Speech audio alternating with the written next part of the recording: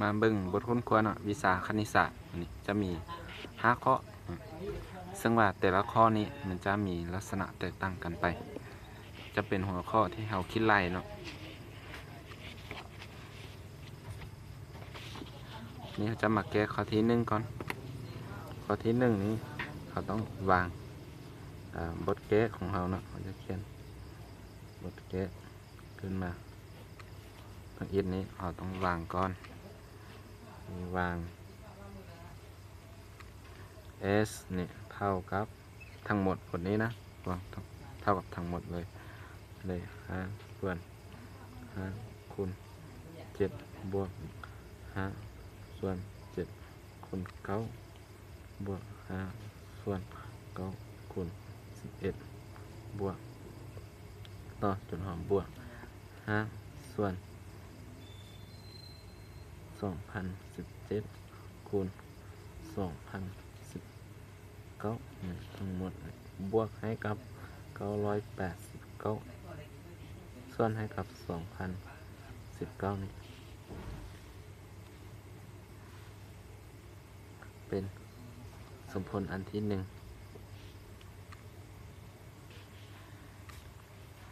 วันนี้เราให้ a เท่ากับ5ส่วน5คูณ7บวก5ส่วน7คูณ9บวก5ส่วน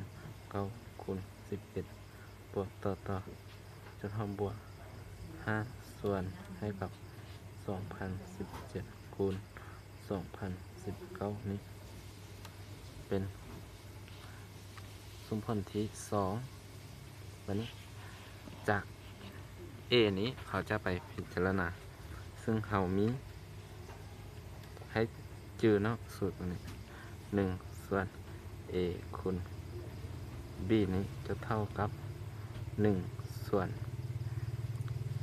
B ลบ A แล้วทั้งหมดนี้คูณให้กับ1ส่วน A ลบ1ส่วน B ตัวนี้ซึ่งเขาจะไปพิจารณาเงื่อนไขตัวนี้ในนี้เนาะถ้าว่าเขาดึง5ออกเป็นส่วนคูณแล้วเขาจะเหลือ1ส่วน5คูณ7นั่นดิฉะนั้นตรงนี้เขาจึงจะได้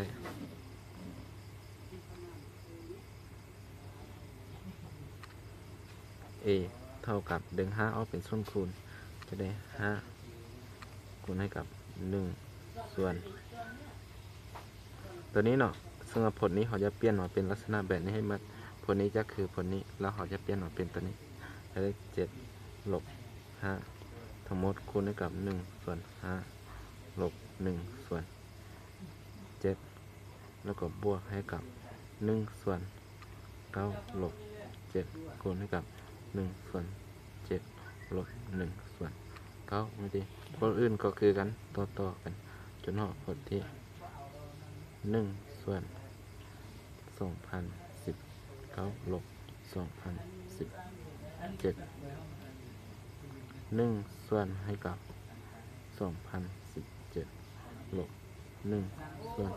2019ตัวนี้ต้องเบ็ดเนาะฉะนั้นเราจะได้เอาตัวนี้เนาะลบกัน7ลบ5จะเหลือ2 9ลบ7ก็จะเหลือ2พอตัวต่อไปก็คือกันจะเหลือ2กันแล้วเราจะได้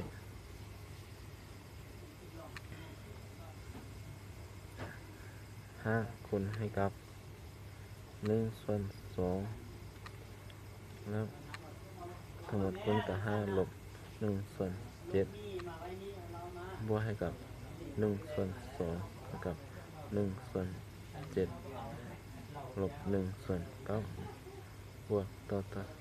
จุดหอมบวก1ส่วน2แล้วก็คูณให้กับ1ส่วน2017ลบ1ส่วน2019ให้หน่อยคนนี้ก็มี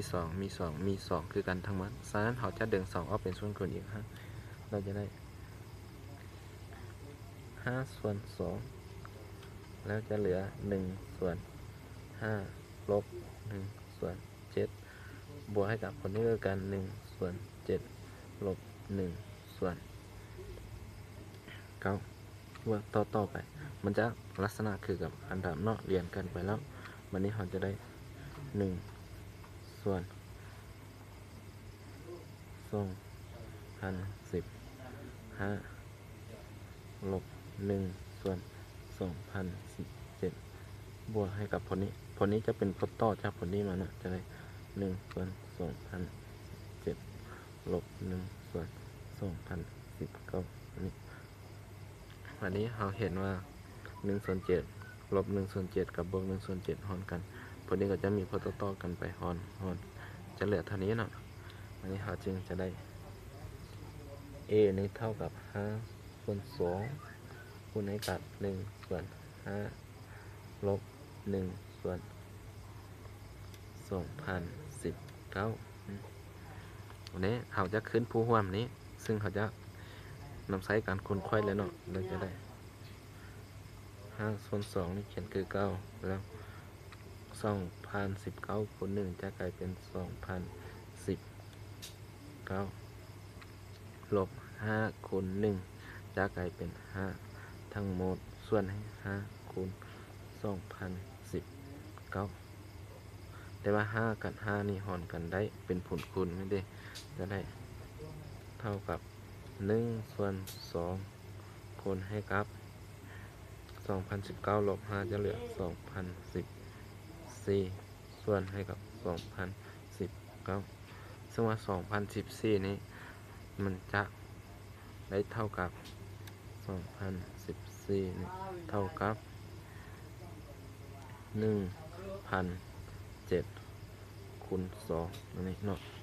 แล้วเขาจะได้ a นี้เท่ากับ1ส่วน2คูณให้กับ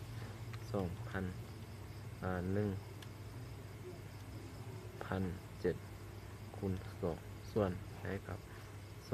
2,019คนนี้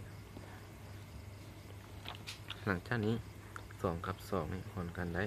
แล้วเราจึงจะได้ a เท่ากับ1,007ส่วนให้กับ2,019นี่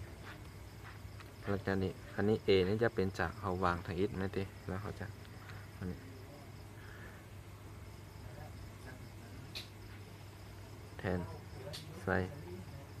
สมผลอันที่1สมมติที่1จะเป็นสมผลตัวต้นตัวนี้นั่นเองจากตัวเขาวางนี้เขาว่าตั้งแต่ผลนี้มาหานี้เขาคิดไล่ออกแล้วออกเท่ากับ1,007ส่วนให้กับ2,019วันนี้เขาจึงจะได้ s เท่ากับ1,007ส่วนให้กับ2,019นี่บวกให้กับ989ส่วนให้กับ2,019เนี่ยฉะนั้นเราเห็นว่าพูดคือกันเราเอาจำนวนพูดบวกกันแล้วเราจะได้1,007บวกให้กับ989ทั้งหมดส่วนให้กับ2,019นี่แล้วบวกกันจะเท่ากับตอนนี้บวกกันจะเหลือ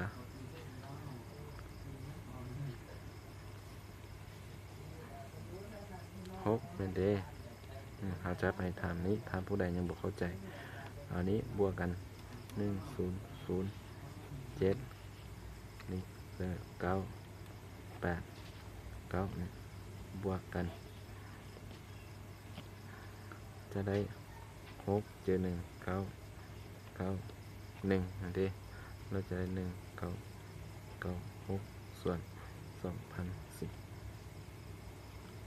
เนาะนี่คือคำตอบเนาะ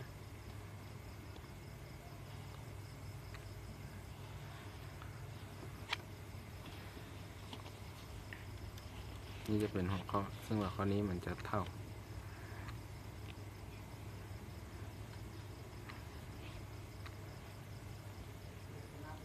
กับ1996ส่วน